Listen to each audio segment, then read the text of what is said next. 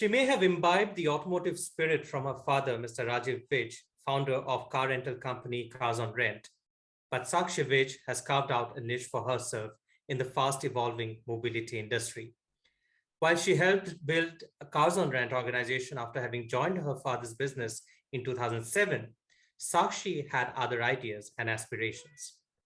The entrepreneur in her took wings in 2013 when she founded Myles, a self drive car sharing company in India that is owned by Cars on Rent.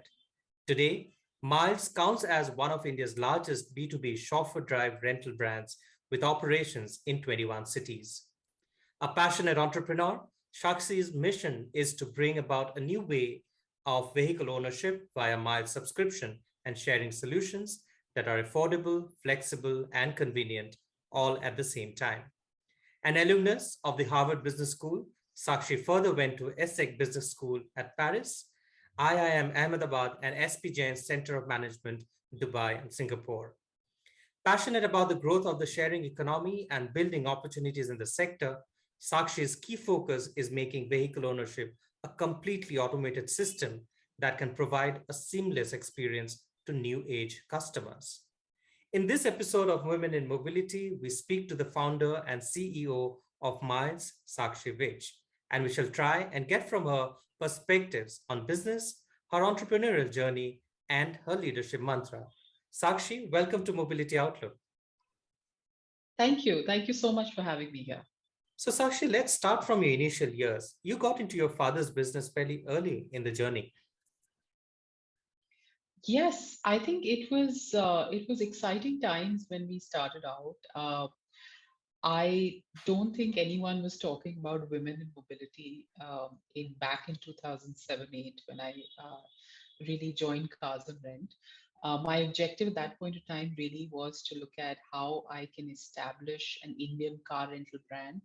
I was a marketing and retail student, and that's what I understood. I understood strategy, and that's what I was really focused on. Mhm. But I think through the journey we went on, I discovered how global brands were perceived in India, Right. in the mobility space in particular. We also moved on to build one of the largest radio taxi brands in India at that point Mhm. of time, which was Easy Cabs. We also brought in and introduced operating lease, and Cars and Rent Lease was born out of there. Mhm. Mhm. And over this entire journey, I sort of discovered that actually the problem to be solved in mobility is much larger. The entire idea of ownership of vehicles itself had enough gaps that needed Mhm. to be solved, and technology is what can make it a lot more viable to solve all of these Sure. gaps in ownership, and that's really how Miles was born. Okay. Now, why miles? Now, you've already given me a short sort of perspective on that. How did you gauge the opportunity in the self-drive business? So I think when we started out with Miles, the idea was really to say, why are we not providing cars on self-drive in India the way it's provided everywhere else in the world? Mm. I had studied in different parts of the world, and I had sort of discovered that how easy renting a car was, and how conveniently people were ready to rent cars. And therefore, we just took a bet on Miles back in 2013 when we were still incubated within Cars and Rent. And we just put in 14 cars on our website and made it live. And within the next, I think, 5 days, we were sold out for the next month. Okay. And that sort of gave us an idea of what the latent demand really was. Mm. The idea that there were enough people like me Mm. who were interested in driving around on their own instead of being driven, even though finding a cab was fairly easy even in 2013. Mm. Radio taxis existed. It wasn't as easy as right now, but there were enough options. So that's how it started. But I think beyond self-drive as well, the idea always was, can I change what vehicle ownership looks like? Sure. How can vehicle ownership become more accessible, affordable, and convenient? mm, in all manners. It wasn't limited to saying, "Can I give you a car to go on a vacation or for the weekend?" But we wanted to represent a car or any vehicle being available to a prospective owner for whatever period or duration that they wanted to, and still make them use it like their own. mm. And that was really the idea of Myles, which eventually evolved to us also introducing car subscriptions, vehicle subscriptions into our model, which is Sure. what is now a large part of what we do at Myles. So, what's your view on the current mobility ecosystem, Sakshi? How do you see this evolving over time? I think these are very exciting times for mobility. I continue to believe that we are really just scratching the surface right now as far as the possibilities of mobility are concerned. I think right from at this point in time, we are just trying to see what is it that can be done to, at least in India, what is it that can be done to make the product available more conveniently? How can we let people travel better?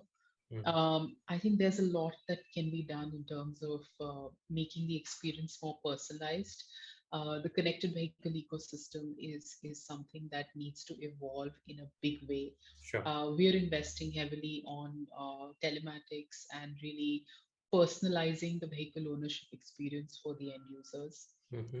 I think there is, we're also just scratching the surface, even as far as the various vehicle categories are concerned. The last mile delivery vehicle Mm, category is becoming very exciting in terms of the end product. But I think even the kind of vehicles that can come in, the kind of price points that can be delivered, sure. there's a lot more that can be done there. Um, we also believe that up until now, we've been very restricted with ownership, and ownership has been all about commitment, right? Hmm. Ownership of any vehicle has been all about commitment. If Mm, you buy a car today, you have to keep it for at least 3 to 4 years. right. Um, but as we go forward, I don't think people will have the patience or the interest to invest in a vehicle for that long a period. And that's what we are doing. Mm, But doing it in a manner that it continues to be affordable for the end user. That's what subscription is doing for the consumer. We're also therefore now investing um, even in terms of the right kind of data mhm, that we can collect from the various users and ensure that all the ecosystem players in this market can price their products better, whether it's insurance companies, whether it's maintenance companies, whether it's OEMs driving the right kind of vehicles for their customer segments. All of that needs to be done, and I think these are very exciting times. I think there's a lot more that'll happen. We're talking about electric vehicles becoming hugely popular. We've seen a lot of interest in electric vehicles in India. I was just reading a report just this morning mhm. that December has seen a 240% growth in Growth. electric vehicle bookings, which was unheard of. I mean, we know that the initial players in the Indian market that introduced electric vehicles probably took about 5 to 6 years to sell their first 1,000 vehicles. Mm, mhm. Those are getting sold in a few days now. So so exciting times. Clearly, very exciting times, Sakshi. I'll come to questions on leadership now. Is that a trait that you think you inherited being born into a business family, or is that a skill that you had to acquire? So I don't think I was born into a business family, to be honest, because my father was a professional before he started the business. Mm, He became an entrepreneur at 39. okay. So he worked as a professional, first selling cars, then worked in the automotive sector for a Mm, really long mm, time. Travels remain, um, and it's only after that that he really decided that he wanted to take the plunge to being an entrepreneur. right. I was also pretty much oblivious to the idea of, therefore, what was it like to be in a, very business family or entrepreneur focused lifestyle. But I think when I started working within Cars on Rent, it's the industry that drove me to take the plunge to do something that where I can contribute better. Okay. The industry is what sort of helped me to understand that there is enough that needs to be done here, enough Mhm. problems to be solved. Um, and I had the privilege of learning from somebody who had worked in the space, which is my Sure. father. I Sure. had the privilege of learning from him for a while in my very initial years, which is an opportunity that not a lot of people get. And I think that sort of helped me to um, sort of evolve my ability to understand what really needed to be done. Mm. And I think that's how it sort of evolved for me. It wasn't saying that I don't have an option of going becoming just working for somebody. It was really saying I want to solve these problems, and Sure. therefore can I do them on my own, or do I need to do it with somebody else? And because I had the opportunity of doing it on my own, I wanted to sort of take the plunge, I guess. Perfect. So, Sakshi, how have you really approached leadership through your career, and what defines decisive leadership as far as you are concerned? I don't think there is anything like a decisive leadership, if I understand the term Okay. correctly. Hmm. I think leadership styles differ from individual to individual. I think we hear of stories of Steve Jobs, who was considered a horrible leader, but a wonderful, but I mean, no one can question the fact that he built something fabulous. Um, but I think you also hear of so many interesting, very, um, you know, very magnificent personalities who've been great leaders as well. So I think the idea of leadership being somebody who can take the team together is probably very important. Um, how they do it, what they do, how they sort of build that team together is a personal choice. I Hmm. think every leader sort of defines the rest of their team based on the people that they bring together. I, for example, today focus a lot on the people that I work with Hmm. because I have a certain style in which I work, which is very different from a lot of other leaders. Some people, I mean, for me, working with people who can take charge of a responsibility and really ensure that they're getting the work done is most important. So Right. my responsibility is limited to ensuring that they're excited about the idea. So my focus is on the idea that I'm building, and my focus is on the vision that I'm building. Mhm. And then I want to work with people from whom I can learn. And I think that's really my way of being a good leader. I don't know if that's the best way. I don't know if that sort of works for everyone. But I think for me, it's important that I have the right people on board. Mm. That's the real asset that I can build as a leader. My ability to be able to judge the right individuals who can uh, work with me on the vision that I'm developing. Sure. Sure. What are some of the opportunities that you see for women in this ecosystem, and how can you bring more women into the workforce, Sakshi, as this is one of the sectors where women are less represented? First, I think we've come a long way. Hmm.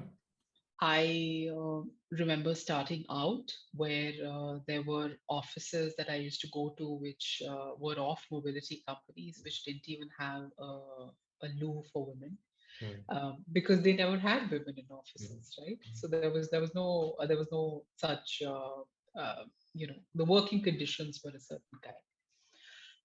Time has changed in a big way. I know that. players in the industry have created completely women-only manufacturing units, Right. which was unheard of at one point in time. Uh, I think it is through the efforts of large and small organizations, um, which really understand that work should be based on merit instead of gender, that opportunities will get created. I don't think it should be limited to this work is for women and this is not. I Mm, think it is just that opening up of mind saying, well, we need somebody to work on it. mm. I, for example, am focused on having large part of our operational team as women, Okay. because I believe they really know process really well. And that I may be biased, but that's what I believe. But at the same time, I think a lot of organizations are doing it, from manufacturing to setting up large strategy teams. I would like to see, just as globally we are now hearing Indians at the top of their game in Sure. and really leading positions in various other industries. I think it's a good time to see women heading manufacturing setups, women heading the large car companies in India should have women at the top of their women leading them, etc. I think it also develops from example, and Sure. I think therefore a lot of industries, a lot of people would need to do it, and I think a lot of them are consciously doing that as well. Mm. Um, is it enough? Absolutely not. But is it a step forward? Yes, for sure. For sure. For sure. Sakshi, what is a message to young women looking at making a career in the mobility sector? Well, I think they should just take the plunge. I think there is just so much to offer as a, um, even if I was to just take away the idea that you're a woman or not, I think a diverse workforce statistically delivers better. And it starts with saying, are there going to be equal men and women in the workforce? Um, I also believe that younger women who are trying to take decisions on where they want to go with their career should understand that mobility as a space affects every aspect of our life today. Sure. The way we move, the way we reach from place A to place B will be important going forward. And just as women have made changes in various other industries, whether it's uh, food or fashion or beauty, etc. Similarly, I would expect, and which are very fundamental. Right. I think I would expect women to come in and take the leadership positions in these industries as well. I think some of the most creative ideas in our team come from women who looked at the biases that exist in mobility, Mhm. and therefore most of our campaigns. I remember one of the first campaigns that we did at Myles was asking people to break up with their car, Mhm. and and and that sort of defined and that came from a female colleague who said, you know what, this should be like how men break up with their girlfriends, or women break up with their boyfriends. Let's ask people to break up with their car. So fun things happen when you have a more diverse workforce together, and Sure. I think this industry needs it more than any. Wonderful speaking to you, Sakshi. Thank you for speaking to Mobility Outlook and being part of our initiative, Women in Mobility. We truly appreciate you taking time. Thank you so much. Wonderful being here.